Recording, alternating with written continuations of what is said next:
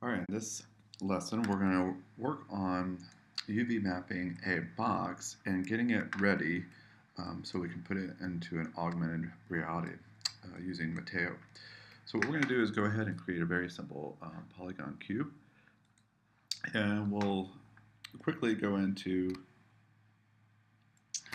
more complex forms, maybe multiple boxes, combine them so we can start creating this augmented reality. All right, so right now if we hit 5, it's shaded mode, but if we brought this into Metaio, it would show up just white. It would have a silhouette of a box, but we wouldn't see any of the real-time shadows that we see here with our default light and Maya. So what we want to do is definitely put some sort of texture on there. We're not going to get into light baking today, but we will. We will put lights in here and have it where it's reflecting and creating shadows. So that way it kind of tricks you out when you're in augmented reality that there is some sort of shadow system. And this helps with, anchoring your object in the space.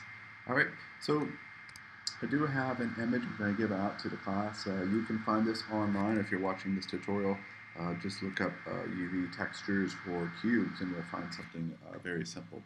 So what we want to do is open up our window UV texture editor, and you see it's actually already UV mapped. This is good, but if it wasn't, we could go into create and do automatic mapping, and it would break it apart like that, or we could go into planar and so forth. I'm going to go ahead and hit Apple Z. I actually like this will actually work for us. I'm going to go ahead and go to my object, go over here to my polygon and go to rendering. We're going to go ahead and assign a material to this, a Lambert. So over here on the right,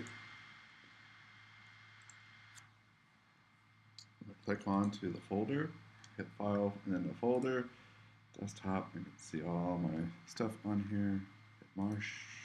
Hit Metaio, Cube. And see it's a little bit different than what I described. So I'm going to go ahead and marquee this. Hit W. And you can see one of my cubes is in the wrong area. So what I'm going to do is go ahead and hit E.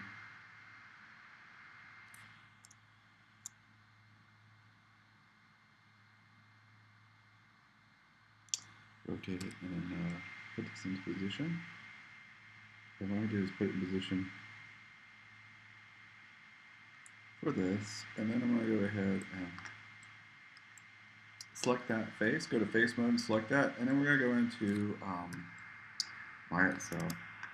We're going to go to a top view, and we're going to go back to polygon, create UVs, and do a real quick planar projection like that.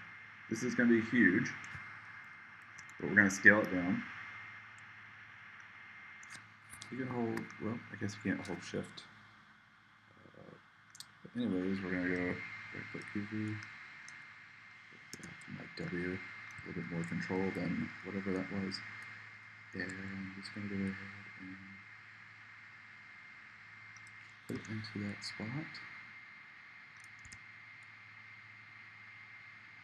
Okay. And you can go in here and make your subtle adjustments. I'm quite lazy. I'm not going to do too much of this, but you do want grays and your grays and your purple. So hopefully on each one of this sides of our cube we'll have this dice look. And I have not done this before, so hopefully it works. So I'm going to move that to the side. Go ahead and go to my perspective view by just hitting spacebar. I'll select it. I'm going to hit 6 so my colors will show up, and there we go. It's not too bad. A little bit of adjustment. You can see some gray showing up there. A little green that's showing up there, but definitely spend 5 minutes and get it right. All right. So what we want to do is definitely kick this out. There's several ways of doing this. You can just export this out as an FBX and then have that image uh, in the same folder when you zip this stuff together, or you can do an FBX and embed materials. So I'm going to show you how to embed materials as an export. So let's go ahead and go to File, Export Selection. So if you had multiple things in the scene, you would export all, but I would do Export Selection. You're going to have to kind of test this out. So we don't want to object, so we definitely want our FBX. So we're going to look in here, FBX Export. And if you're doing Unity, this is a great way to export also. So we're going to go ahead, export selection. Let's actually go in here and make sure